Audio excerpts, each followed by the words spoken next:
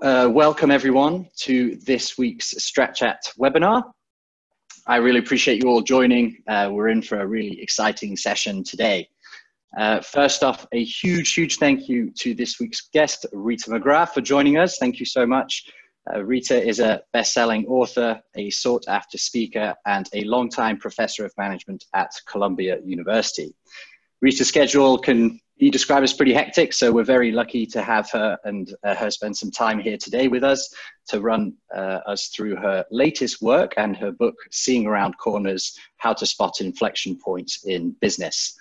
Our other guest is a Strat Chat regular. He's the best-selling author and co-founder of Strategyzer, the one and only Alex Osterwalder. Welcome to both of you. Thanks a lot for taking the time today. Really appreciate it. By the way, my name is Matthew Woodward, and I'll be your host. So yes, just jumping straight into today's session. So just quick introductions. We'll have just a short section on our upcoming books and the ones we refer to consistently throughout the webinar. And then we'll get straight into the juice of the content with Alex and Rita taking the floor, and we'll leave kind of 10 to 15 minutes at the end to answer all of your questions. So if you do have questions, any comments, please put them into the Zoom box, into the chat box. I will be triaging them and feeding them to Alex and Rita at the end. So please put them all in there.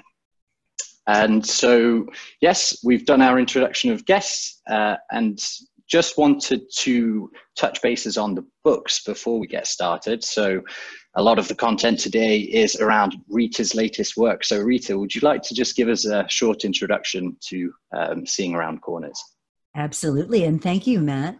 So Seeing Around Corners is about strategic inflection points, and it's about how do you see them, how do you decide what to do about them, and how do you then bring the organization with you, which is often the hardest part of it if you're in an established company. And it was really inspired by Andy Grove's work from the 1990s. And his book, Only the Paranoid Survive, really looked at being in the midst of an inflection point. You know, the change has happened, you've got to respond, you've got to figure out how to navigate through. And I got very intrigued at, well, that was terrific. But what happens before that? Like, how would you pick up the early warnings, the weak signals of something that was in the works? You know, and what we've learned about inflection points now is they're often in the works for decades before they actually manifest themselves as something that's a reality. And I'll give a quick example, and then I'll turn over to Alex. So just this past weekend, I was with my dad, and we decided to call my brother.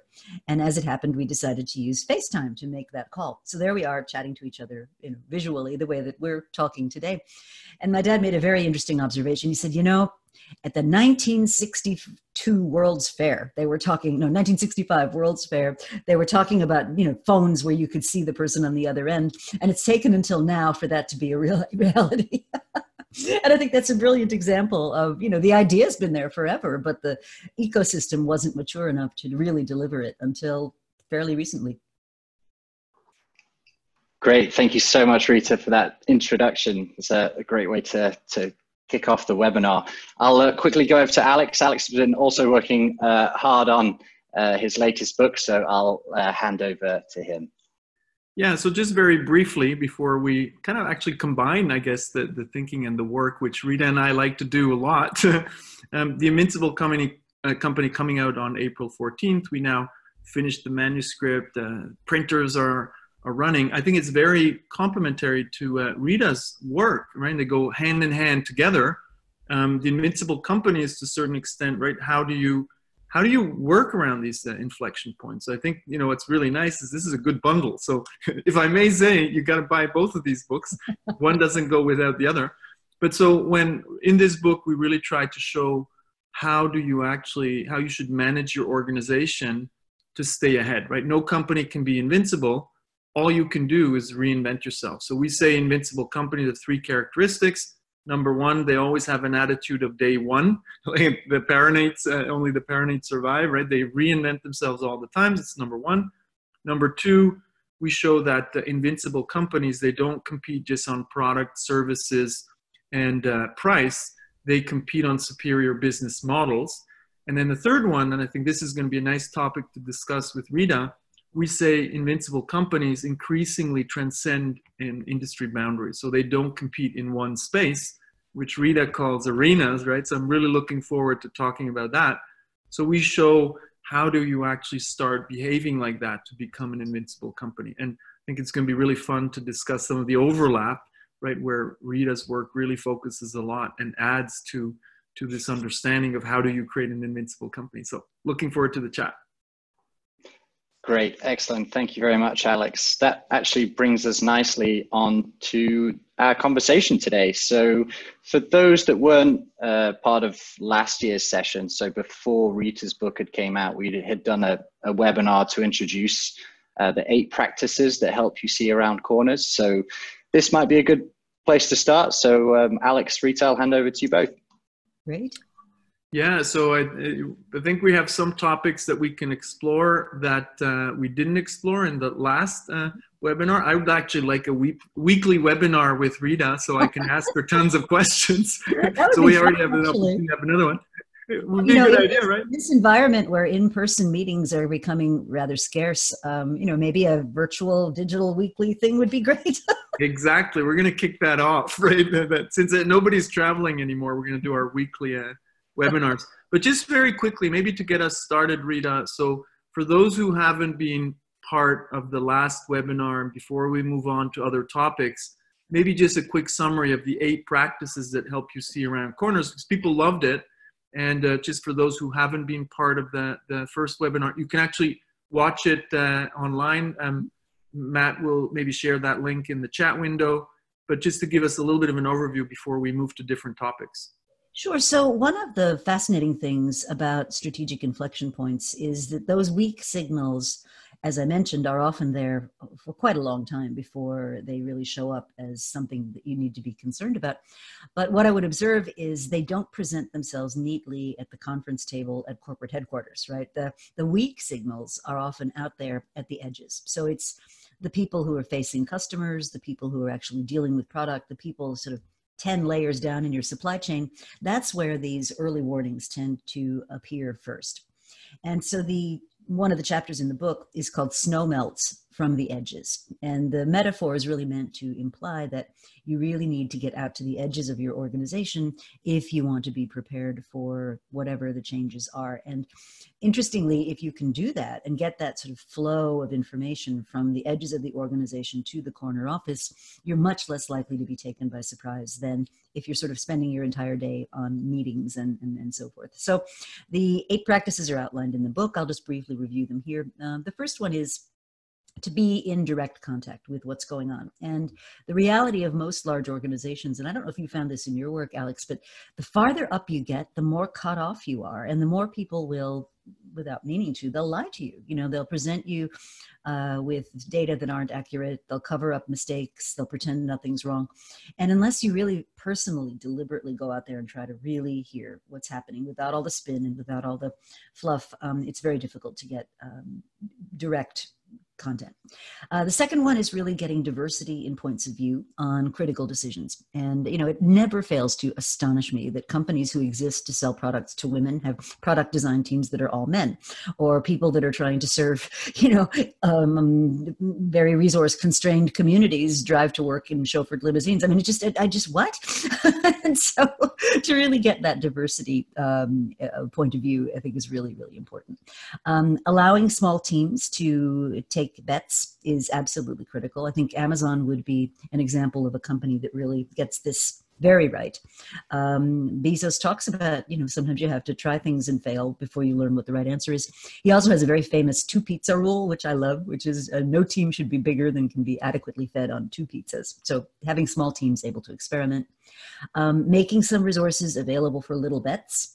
This is a concept that Peter Sims developed. And essentially, if you can place enough small bets, your chances of discovering something important just go up exponentially. But you have to figure out some way that someone with an idea can actually do something about it. And a great example of this would be Adobe's Kickbox process, where they actually make an innovation package available to people anywhere in the company. Getting out of the building. This is something that our friend Steve Blanks talks about a lot. He said, there are no answers in the building. You have to get out. So get away from your email, get away from your work schedule, and go see what's really going on. Parallel to that is, rewarding the truth, right? Which is, in a lot of organizations, people are just afraid. They're afraid to be honest about what's really going on, and it's counterproductive in the long run. And that applies to leaders too, right? They need to really create the incentives for being out of denial, really confronting reality. And the last piece really comes from science fiction. There's a wonderful writer called William Gibson, and he very famously said, the future is already here. It's just not evenly distributed yet. And so the encouragement here is, can you go to places where the future already lives, right? And my favorite example of this is, if it's important to your business to know what the 20-year-olds of 10 years from now are going to be like, well, guess what? They're all alive and well and living, and you can go talk to them because they're all 10 years old today. So what could you learn from talking to a 10-year-old?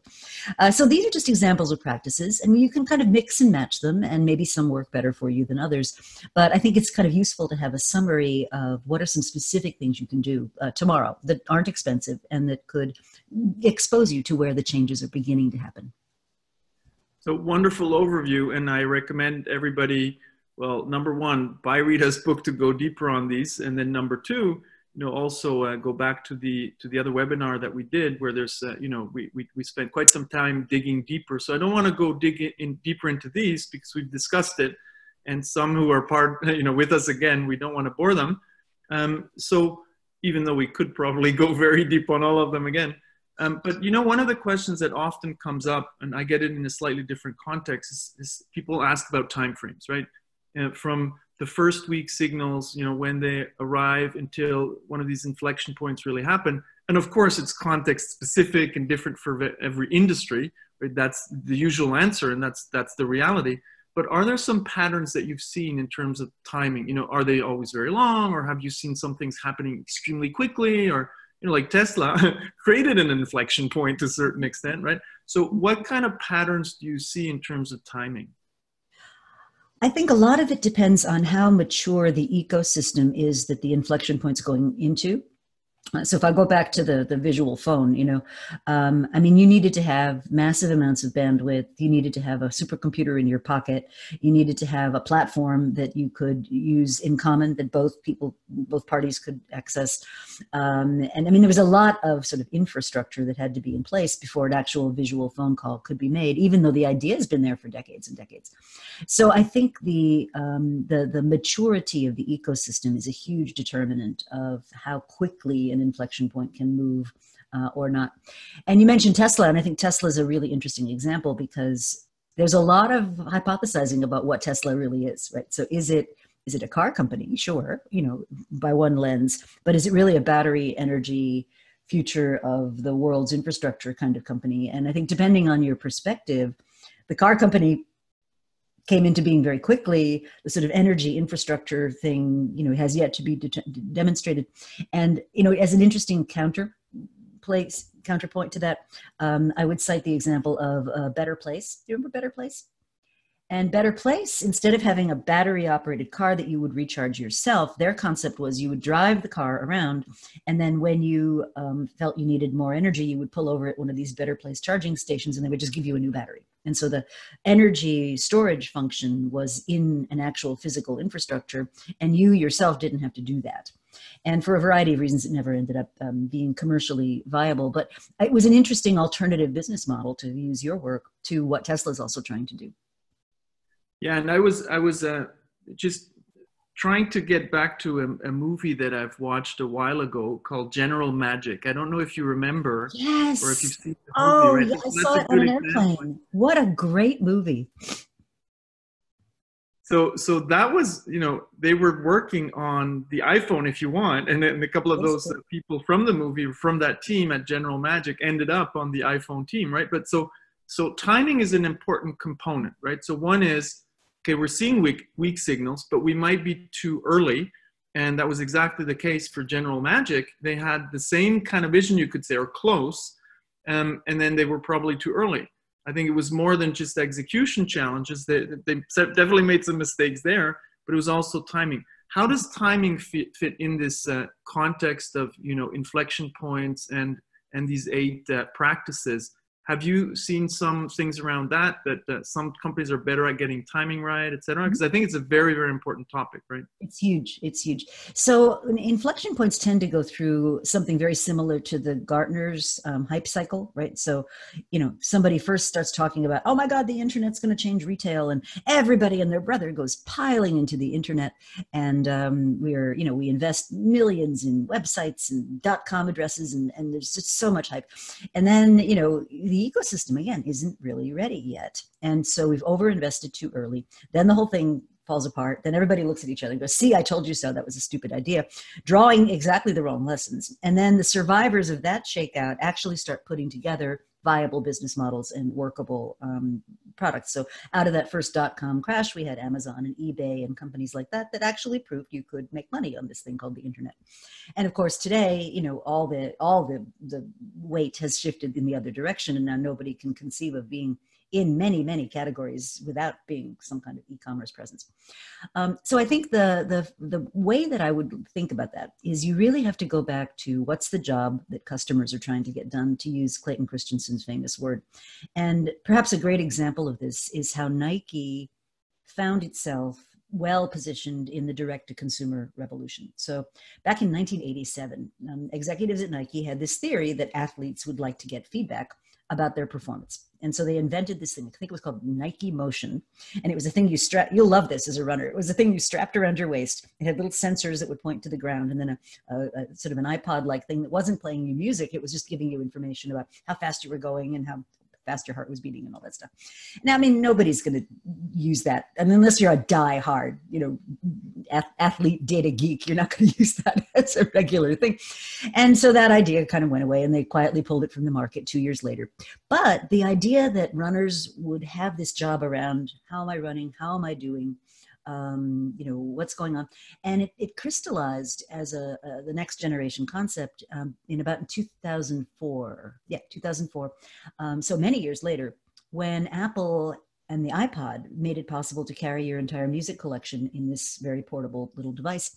And so Phil Knight called up Steve Jobs, and they had a conversation, and the two companies figured out how to create a thing called Nike Plus. Now, if you remember back in the day, you didn't sort of stream your data or your music or anything. You had to come home from your run, and you'd have your Nike Plus device, and you'd take your dongle and you'd plug it into your computer, and it would kind of send the data off to the mothership. But that was a huge hit, and runners started to form running groups, and they shared their information, and they used it in their medical files. I mean, it really flourished because they had the complete solution to getting a job done, which that first attempt didn't have. It didn't have the technology, it didn't have the ability to do the diagnostics. Well, today Nike Plus is a membership group, and it now has something like 135 million members, and it's the cornerstone of Nike's whole direct-to-consumer. They call it the direct-to-consumer assault. I think they call it some very sort of competitive language. But my point is this: that they didn't overrun what was possible at a given point in time, but they got a complete customer job done. So in many cases, with these things, you're better off getting a small job done really well than you are trying to tackle the whole vision. So to go back to Tesla again, I think one of the things they wrestle with is they're trying to build the whole vision, not serve a smaller niche to start with. And it's pretty bold, but it's certainly, they've had their ups and downs in doing that. Difficult. Yep. Quick question, back maybe to some of the basics. Some people are asking, I think it's a good question to just define some of the definitions. So Carlos Duran is asking, what is your definition of inflection point? So maybe let's just get that one out of the way for some of the listeners who are new to this webinar, but also to your work. How do you define inflection points? So an inflection point has arrived when a 10x change in some constraint or metric that determines your business success becomes possible. And why this is so important is any business is born at a specific point in history. And your work on the Invincible Company is going to be an interesting counterpoint to this. And certain things are possible and certain things are not. So if you take traditional retail, everything about retail for thousands and thousands of years since human beings have been buying and selling things has been determined by real estate. How well you use that physical footprint was everything that determined success. And so all of your metrics were things like inventory turns and same store sales and sales per square meter and that kind of thing. Well, along comes a different way of trading, e-commerce, and all of those metrics all of a sudden are no longer as strongly predictors of how you're going to succeed as a retailer as they once were. So an inflection point has arrived when some change of, usually it's an external change, has invalidated or made less relevant the traditional metrics that you use to predict success in your business. So to take another example, I mean, when YouTube was first commercialized, right, it was a bunch of disgruntled Silicon Valley engineers who were fed up with how hard it was to share video, right? And when YouTube first became possible, right, did media company executives sit back and say, oh my God, this way of distributing media is going to completely destabilize media empires and change the nature of advertising and totally change the democratization of access to video? Did they have any of that in their minds? No, not at all. What was YouTube when it first came out? Cat videos, right? What was Facebook when it first was launched? It was, ill-considered photos of college students with Solo cups, and people really didn't take this seriously. And yet, if you think about it, before we had YouTube, Facebook, Amazon Web Services, those kinds of things, if you wanted to get a video message to millions and millions of people, you had to run a media empire. I mean, you had to be Metro-Goldwyn-Mayer or something. And you had to carry around, reams of film that were huge and heavy and hard to distribute. Today, you've got people making a living making funny YouTube videos in their garages. You've got people making a living shopping and making videos about what they bought. It's wild. So that is really important, right? The metrics are changing. The game is changing. Now, what we see a lot is that there are people in the company that actually understand the shift, but it's rarely at the very top, right? So the question is, a lot of our listeners are struggling with this. They often ask, well, how do I tell my leadership? And, they're making the decisions. I have nothing to say. And so what would you tell people in companies that are seeing these inflection points coming? How can they, can they even somehow get the ear of the senior leaders, influence them? Or is this like already a lost battle up front? I mean, from all of the things you have seen, and it can only kind of happen when it's top down. My vision is, again, bottom up and top down, but I'd be interested in hearing from you. What can people practically do? Because there's rarely a company where people haven't seen it coming. It's just not always at the top, right? So Absolutely. What can we do? So I think the first thing is realize that your message will be amplified to the extent that you're not the only one repeating it. So I think you really need to build an alliance of other people who see this coming as well. And the reason I think that's so important is, it's very easy to dismiss one person's opinion as, oh, he's a crackpot, or they're always saying the sky is falling over there in R&D, or whatever, whatever the dismissive thing is. But, and I tell people in my executive programs this a lot, like, if your company believes in you, that's why they paid the money to send you here. If all of you go back with a common perspective, that you're much more likely to be heard than if it's just one lonely voice in the wilderness. So that's the first thing. Second thing I think you need to really think about is, what's your story? And making a really compelling story that is believable is often much more convincing than, death by PowerPoint slides and so forth. So I'll give you a specific example. I was with a company the other day that, among many other things, makes roofing material and so forth. And, there's the big strategy retreat. They're talking about, what's our strategy supposed to be, this and that. And I said, well, have you guys ever considered what would happen to your business if Google decided to get into that line of work and gave the roofs away for free? And the room went completely silent. And I said, that is, I'm not saying they're going to do it, but think about it. They've got a Sidewalk Lab subsidiary that does cities and city planning.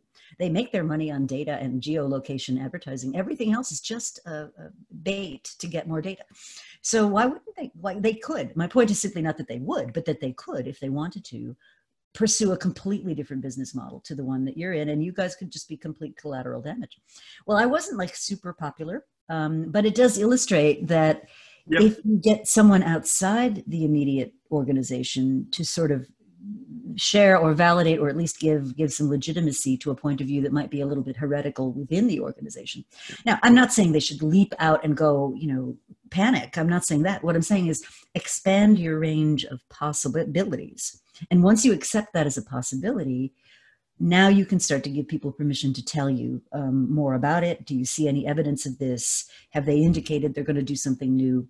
You know, they're building this whole thing in Toronto. What's that business model like? Blah, blah, blah. So it opens up a line of inquiry, which, you know, while you're still healthy. And I think this is the problem. When you're in a deep, dark rut, it's very difficult to be playful and to think about these things and to entertain different ideas. You're in wartime at that point, and it's hard to be open, broad-minded at that moment.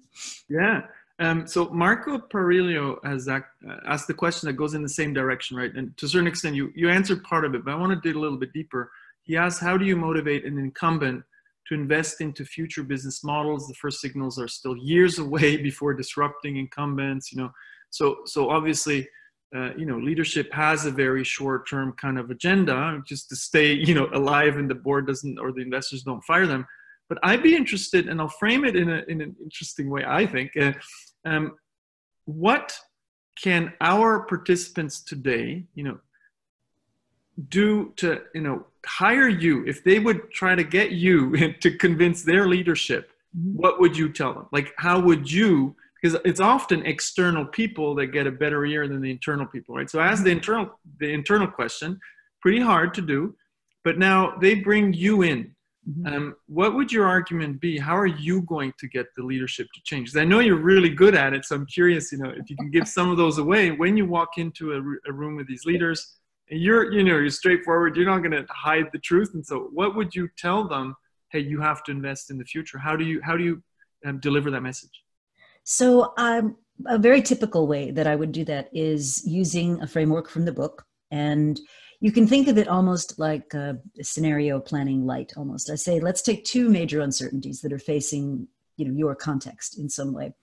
And so I'll give one that I wrote up actually in my most recent newsletter. So I was looking at the question of fast fashion. And, you know, we all know fast fashion is an ecological and workforce disaster. And yet its popularity has been driven by a lot of forces. So on the one hand, let's say fast fashion continues to be the dominant model or not. You know, maybe we have a backlash and all the fast fashion people sort of give way to companies who are saying, oh, I'm proud to be wearing the same outfit 365 days a year. So that would be one level of uncertainty. And the other level of uncertainty would be the distribution model. So is it going to be conventional retail the way it is right now? So fast fashion people and used clothing people are starting to partner with department stores. Or is it going to be direct to consumer where, you know, we're going to have that retail layer melt away and it's going to go straight there. Now, if you juxtapose those two conditions, what you get is 4 future possibilities. And that, I think, is the first step. It's kind of like my discussion with the roofing people. The first step in opening their minds is most senior leadership teams are focused on one point of view about the future. And so what this forces you to do is say, well, let's consider 4, you know, possibilities. And I'm not making predictions here. What I'm trying to do is just open your minds to those possibilities. So let's take the case of fast fashion gives way to a reuse, recycle, more sustainable model. And we're going to keep kind of retail stores. Well, who's going to win in that scenario? Well, companies like Goodwill, you know, who are going to be the dominant players. But if they're going to be really successful, right, they need to have more of an omni-channel offer. They need to have different ways of custom. They need to reposition the way that their brand is positioned to be part of this trend. And so, you know, what I would do with the senior leadership team is I would go through each of those 4 scenarios. And here's where it gets really interesting. So each of those scenarios has a relevant time. I call it a time 0 event. So something like a headline in a newspaper that signifies the inflection has arrived. And I try to say, let's be as vivid and imaginative as we can about what that headline would be. And then what we do is we say, okay, before that could happen, let's go backward in time and let's look for the evidence that would tell us whether this is more or less likely to be happening. And I actually do that with senior teams. So it's not me telling them, it's them telling themselves, well, here's what I observed. And a lot of times in the room, they haven't really ever had that conversation. So, and one person will say, wow, you know, I was at the Goodwill in California and this is what I observed. Or, wow, you know, I read this newspaper article, which is actually true, that 48% of shoppers now have at least bought one used item in a retail environment. And so once you start to pull that data, what starts to emerge is a picture of what could be. And that's where you want to get them to. So, and then post that first meeting, what I would typically do is assign them to have somebody watch these indicators, you know, and see whether they're getting stronger or whether they're not. I love that. I mean, one of the things we do that goes in that direction is sometimes we design a workshop where a group of leaders have to try to destroy the company's business model. You use all of their energy, right? That's a phenomenal thing to do. And then all of a sudden they realize, oh, this is not years out. This could happen very soon. And usually that unlocks such an energy in the company. And we've seen some companies completely, shift their kind of focus and say, they're still going to manage the core, which we call exploit, right? But they're all of a sudden going to invest in a very different way in innovation. It's very fascinating to watch. Another exercise I do sometimes is something I borrowed from my colleagues at a company called Solve Next, and it's called Brand Takeover. So I was doing a lot of work with a big consumer branded company, and they're very proud of their brands and the world's in their brand. And I said, well, let's assume Nike bought you. What would they stop? Yep. What would you stop doing? What would you start doing? And if they increased your marketing budget by 10 times, what would you do with the money?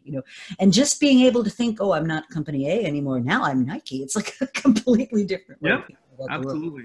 Working with constraints, right? Trigger questions that get them to think outside of their daily kind of management, because that's not what they're paid to think for right now often. Right. Maybe we could say if they were paid the right way, they might get there. Let's mention something on that front, which I think is super important. If you look at how Nadella has changed the way executives at Microsoft get paid, this is fascinating to me. So half of their pay, half of their comp comes from performance metrics. So sales and ROI and blah, blah, blah, all that stuff. The other half comes from leading indicator metrics. He calls those power metrics. And believe me, if half of your compensation's going to come from how well you're looking after the future, you're going to be a lot more interested in looking after the future. Yep. That drives the behavior, right?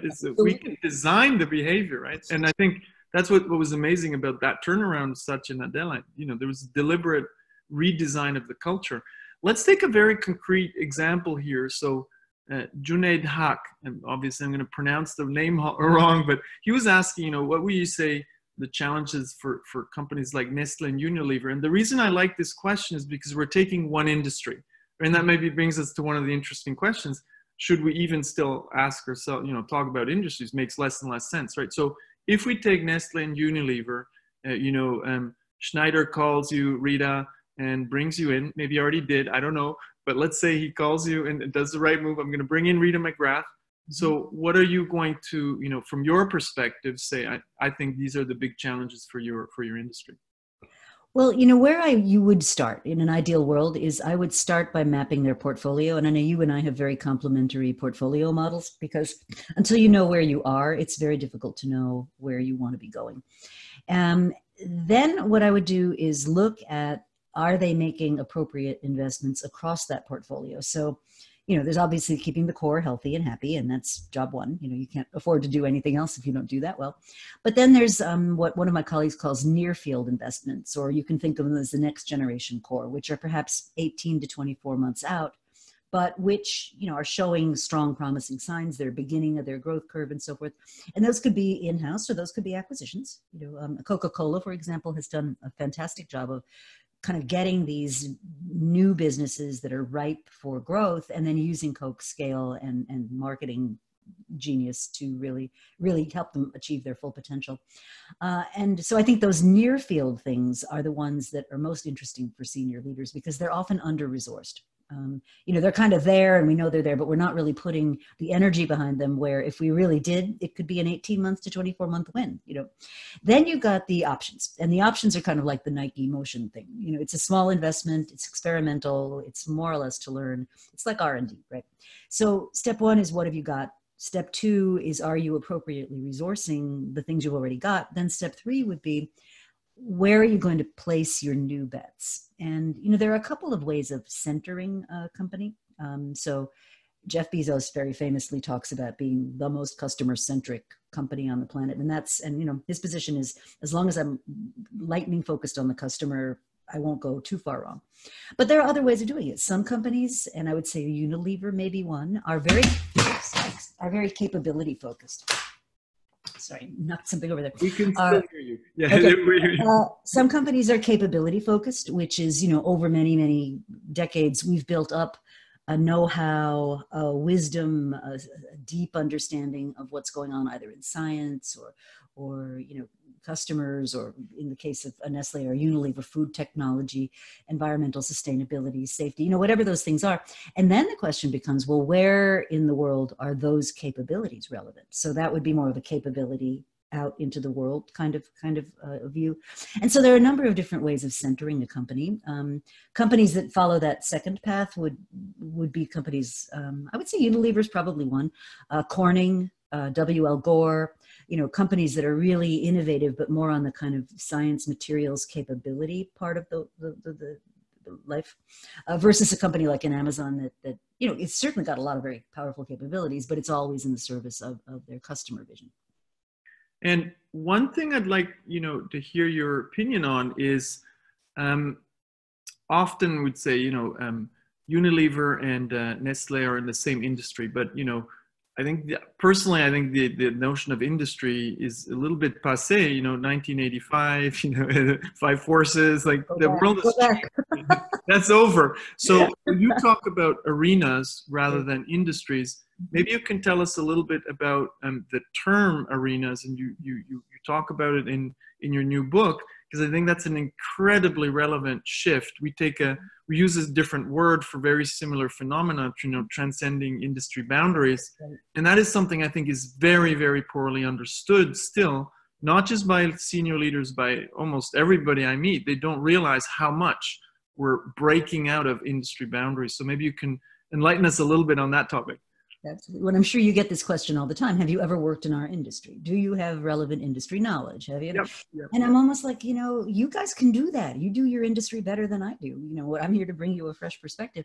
So an arena represents a pot of addressable resources of some kind that you are going to contest with others trying to contest for those same resources. Now, those resources could be financial, they could be time, they could be talent, but there's some pot of resources which is finite that you are mobilizing your organization to compete against. So let's take a concrete example. Netflix, for example, has been completely blunt about this. They've said, our competition is anybody else that you would spend disposable time with. Right. So our competition is not other media companies. I mean, sure, it is on one hand, but it's taking a walk. It's having a beer with your friends. It's, playing the piano. I mean, whatever it is that you're spending your disposable time on, we want more of that. And if you frame it that way, now your business strategy as Netflix is radically different than if you're saying our competition's Disney Plus or ESPN or whatever. You're going to look at it a really different way. So I think it's important to be clear on what it is you're contesting. And what you'll find when you start to really dig under that is a lot of really counterintuitive notions. So if I take household spending, for example, so if you sell to consumers, you're always in competition for household spending, but you need to really get into that consumer's head to realize what are the trade-offs they're making. And one important trade-off in the last 10 years has been households are putting more and more resources into internet to the home, connectivity, supercomputers in your pocket, than they are into clothing or automobiles or travel or eating out or anything else. So if you don't understand that, if you're a restaurant, you're actually competing, with internet usage, with being connected, right? Another big kind of idea is, let's say you're a restaurant. Something like, I can't remember the statistic off the top of my head, but something like 62% of all meals prepared in a restaurant today are actually not served in that restaurant. They're going into a box and being sent to people's homes. Well, if you're a restaurateur, my guess is you did not get into that business to fry up eggs and stuff. You got into it to be hospitable and to invite people into your environment and to create a great thing. Now you're just serving cardboard boxes. I mean, that's just not so interesting. And yet this sort of drive towards convenience and not spending time and spending more time on your phone than perhaps sitting at a restaurant actually talking to someone. I mean, you need to really understand those things if you're going to understand what arena you're competing in. And there are some great examples, right, of companies that transformed, they're really from one to another. Netflix, we can always kind of find the argument that, okay, that's a young company, it's easy for them. But my favorite example at the moment is Ping An, transformed from a banking and insurance conglomerate to becoming a tech company that built the largest health platform on the planet with Good Doctor. didn't come from Novartis or, you know, Roche. And that just blows me away. So companies that understand arenas, and not startups, but established companies that understand arenas, they compete in a completely different way, and they will automatically break out of those industry boundaries. So there's a huge opportunity, actually, right? So it's going to be interesting to see. I want to go to a little bit of the how-to. So there's one question, anonymous, so didn't want it, but actually it's a very straightforward, good question. You know, how do you fund these kind of explorations and understanding weak signals? So the anonymous attendee is asking, do you think VC funding, et cetera, is a good way, an indicator, you know, that enables you to kind of spot inflection points? And I think we have very complementary views on that. It's a very, very interesting question, because typically corporations have done some corporate venture capital, but that hasn't really worked. What's your view on the VC funding within established companies? Well, there's two kinds, right? So there's the VC funds that are there to make money. You know, it's just a diversified investment. And then there are the ones that are so-called strategic, that are there for more exploration and so forth. Couple of observations I would make about corporate venture capital, like in general. The people running those corporate venture capital shops are usually not as experienced as the ones that do this as a profession. And when they get good enough to be as experienced as the ones that do this for a profession, they're driving around in their Toyota Priuses, looking at the guy next to them that's pulling up in his Maserati. And, you know, pretty soon you get the idea that maybe there's more reward to be had in the outside world. So I think there's a kind of a professional almost mismatch there. Now, that much being said, I have seen corporate venture capital used very effectively when it's part of a broader toolkit of how the organization is looking externally. The other thing I would observe is venture capital right now has lost its mind. And I attribute this partly to income inequality. You know, there's only so many yachts you can buy. There's only so many apartments you can purchase and live in. And so a lot of that money is going into investment, and in a zero rate interest rate investment, you know, just crazy money going into these businesses. And so, you know, one of my issues when corporations try to play that same game is, if you don't really have a good feel for what you're evaluating, you can get sucked into this myopia that all the private investors are in, which is just way too much money going after assets that aren't, you know, all that sensible. And I think you and I share this view. You know, entrepreneurship 101 is, you know, you have an idea, you find product market fit, and then you figure out how to scale it, right? Well, we have this entire generation of businesses that go straight from having an idea to scaling. You know, they haven't figured out how to find profitable product market fit, and they're getting funded. And what's concerning to me is it distorts the whole venture capital kind of idea. So to me, a healthy way a large established company would look is, you'll probably have some money for venture capital. You'll have something like Adobe's Kickbox, where you can fund small bets by internal people that want to try something out. You might do some joint venturing around a common theme. You know, there's in other words, you'll have a number of different ways that you're exploring the edges of your organization to see what's actually going on out there. Right, and one of the things I'd add to what you were saying is that, you know, you have as one of the 8 practices is the small bets. Right? And that is the principle of venture capital. And when you don't do it right, you might actually, that's happening in venture capital right now. We're making big bets on, you know, without having the evidence that supports the bet, right? And that's falling apart, which is the good news. I mean, it fascinates me that big data and data-based decision-making has found its way into so many corners of our economy. And VC is still, who do you know? He's a good guy. Oh yeah, I worked with him 4 companies ago. He's terrific. I mean, it's all this kind of word of mouth, evidence-free stuff. And I wouldn't be surprised if somebody kind of sort of steps back and says, what? You know, and we'll stop seeing so much of this sort of personality-driven almost investing in things that the arithmetic doesn't add up. And we're trying to actually disrupt some of that with the innovation metrics that we put together. Yes. So we want to be more data-driven. And I do believe over time, once we have enough data, you know, AI and all of that will come in, because we see so many innovation teams. There are actually patterns that you can detect. You can't predict the future, no chance. Too many variables. We're talking social sciences. But there are a couple of things that I think will happen. There's an interesting question. again, anonymous attendee, is it realistic for companies to be able to see these inflection points on their own, or do they need help from outside consultants? Or, I think what I would add, this is my part to the question, investing in startups or different kinds of ways to not do everything yourself, right? Because some you can do yourself. There is legitimate option is always acquisitions, very small, very big. But what do you kind of see as the ways of doing it? Is there doing it yourself works best, or doing everything outside works best? The reality is going to be a mix, right? But what kind of patterns do you see? What kind of things can companies do to not do everything on their own? Sure. I think the biggest risk that most established companies face is that their focus of attention is inward, not outward. So, I was at a meeting with a very large company not too long ago, and first of all, there were like 42 people in this meeting. It was ridiculous. And they were talking about innovation of all things. And I know it was just absurd. But if I had to parse the minutes spent in this hour-long meeting, probably 45 minutes was spent on themselves. Oh, this is how we do things. This is what we're good at. This is what the customer, and maybe 15 minutes was spent on, here's what a customer said, here's a new technology, here's something. So I think the focus really needs to be as external as you can. And then there's lots of vehicles for doing that. So some people, I'll take Corning again as in a company that I just really, really admire.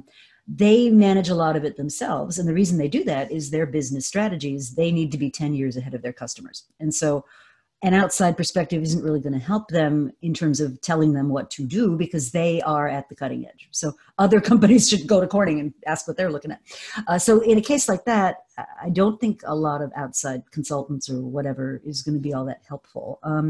Now, in another case where, let me see if I can pick an example, something like a discount furniture store, right?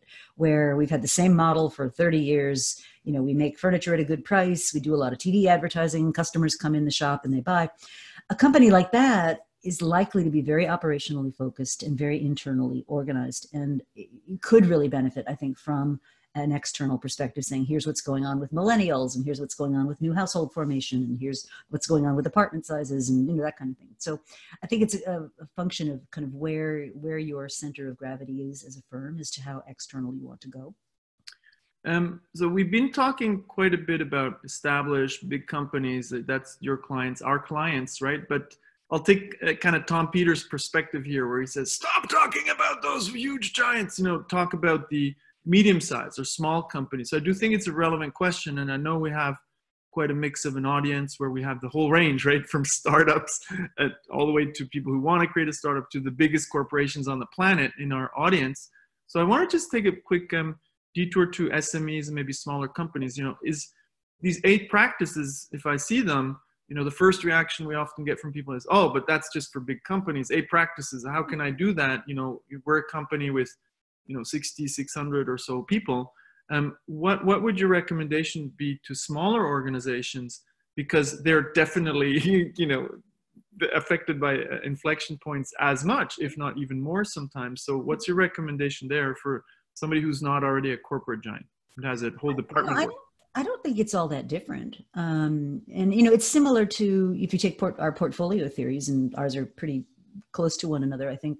I do it for myself. Like once a year, I really sit down and I say, what am I working on that's sort of part of my existing wheelhouse? What am I doing that could be important for the future? And what are my options? And so just as an example, clearly teaching in-person classes at Columbia Business School is something that's important today. It's probably going to be important tomorrow, but I would be a fool if I wasn't paying attention to alternative delivery vehicles. I recently did a thing with holographs. That was super cool. That was amazing. But those to me are like options. And the robot option. Holographs interacting in false time, I don't know. It is not inconceivable to have a virtual reality machine. And if you set up the context right, imagine going to a Regis or a WeWork type office where you and your counterparts are at other ends of a digital spectrum, and you could be enjoying a real beer, not just a virtual beer together. That's not completely inconceivable even with today's technology. So I think to come back to the question of small and medium-sized enterprises, there are some advantages. A smaller enterprise, it's not a megalithic corporation, usually has a lot less trouble with silos and with people being unwilling to share information than a larger company. Information tends to flow more readily. People tend to have more personal relationships. And that's, I think, a big advantage. In a big company, you can get lost. I mean, I remember back in the day, somebody who was working on an innovation at General Electric, as it happened to be, said to me, "Oh, my job is I come to work and fight hard every day to become a rounding error at the General Electric Corporation." So, I think it's a lot easier to get people's ears, to get attention, to get airtime in a somewhat more small organization. In the startup organizations, that all happens magically. And the critical moment, and I know you've thought about this a lot, is once you get to a certain scale and size where all of a sudden not everybody knows everything that's going on because not everybody's in the same space, that's when you have to start putting in place processes and systems to counter for that. So I don't think it's different in sort of theory. I think it's just different in how it gets expressed. And I like what you said about the mindset, right? If you're one person, 10 people, 100,000, first and foremost, it's taking some time to reflect on that. And it doesn't have to be, a month workshop, or it's just the attitude. Do we spend some time? And here I do want to actually refer to something I stole from you, but I reference you, which is how much time does the CEO or anybody in the leadership spend on innovation? Absolutely. If there is no time, guess what? Nobody's going to think about these inflection points, right? So I use that as a nice metric, and I tell everybody. And recently, 3 weeks ago, I was with one of the biggest banks in Europe, had the CEO in front of me, and I said, I use this metric by Rita McGrath that if you don't spend a certain amount of time, and I was clearly saying 40%, innovation is not going to happen. And that stuck with him. Is something he discussed, later on. And, right. Is it 40, is it 20, is it 80%? Doesn't matter. But it's the mindset, right? And that's the same in very large or very small organizations. You need to think actively about the future. Mm-hmm. And there's this mythology we have that small companies are immune to bureaucracy. I'm sorry, I have seen 35-person organizations that were as bureaucratic as Deutsche Bank. I mean, really. Thanks for pointing out our German neighbors. I'm happy with that. You would have said, UBS or Credit Suisse. Maybe very quickly before we wrap up, but I do think we should acknowledge the question. I know it's been a question that's probably been beaten dead quite a lot, but it's this whole idea. Tiago Santos is asking, how do you align senior leaders, their tenure and job, and betting on longer term things when, their whole kind of not just remuneration, but also incentives by the stock market and the boards and so on, is to actually avoid risk and not make long-term bets. So just a quick, maybe last answer for this very big question, what can we do today? And I'd almost think it's more interesting to maybe take some cases that you've seen where CEOs have successfully moved towards a longer-term perspective, because a lot of people are saying, I can't. But there are some, Paul Polman would be a great example, who've taken the long game, right? So can you maybe give a couple of examples of people who you've seen have done that, or how they've done it, maybe without mentioning names? So that would be really interesting. So I think it is a myth that what's in the long-term interest of the shareholders is not in the interest of the company. And we've seen this over and over again. So if you are a purely financially motivated short-term investor, you're an activist, or you're a hedge fund, or you're a private equity firm, then your goal is to get in there, extract as much cash as possible, and get out. You are not a long-term investor in the company. If you are a long-term investor in the company, what is good for the long term is obviously better for you. And this is a point that Larry Fink from BlackRock makes, which is, we've got pension funds with 30-year expirations and liabilities. I can't have companies that are brilliant for 2 years and then fall apart. So I think there's this mythology of the short-term player.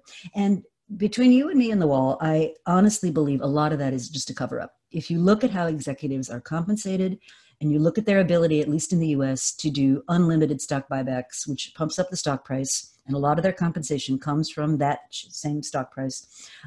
It is a pure cover-up for, I will make more money if I make short-term oriented decisions. That's not a politically correct way to say it, but that's what they're telling you, basically. So I don't believe in that. So what my colleagues and I have come up with as a kind of a countermeasure, and this is Alex Van Putten, who's a good friend of mine, long-term collaborator, we call it the imagination premium. And without going into the math, I'm happy to send anybody that wants a link to this.